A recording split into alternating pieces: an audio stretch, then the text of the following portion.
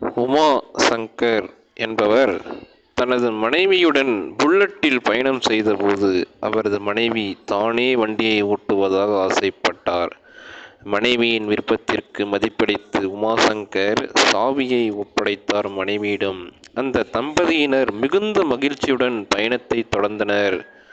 ஆனால் ஒரு வாகனத்தை முந்திச் செல்ல முயன்றபோது எதிர்பாராத விதமாக புல்லட் கட்டுப்பாட்டை இழந்தது. 15 அடி ஆழமுள்ள சாரதா கால்வாய்க்குள் விழுந்தது புல்லட். இந்த விபத்தைக் கண்ட வழிப்போக்கர்கள் உடனடியாக விரைந்து வந்து நீரில் மூழ்கிய தம்பதியினர் இருவரையும் பத்திரமாக மீட்டனர். கால்வாயில் இருந்து மீட்கப்பட்ட பிறகு நனைந்த ஆடைகளுடன் ஒருவரையொருவர் இறுக்கமாக கட்டிக்கொண்டு நின்ற அந்த தருணம் அங்கிருந்தவர்கள் நெகிழச் செய்தது. 15 அடி ஆழமான கால்வாயை விட அவர்களுக்கிடையே இருந்த அன்பு மிக ஆழமானது என்பதை அந்த சம்பவம் உணர்த்தியது.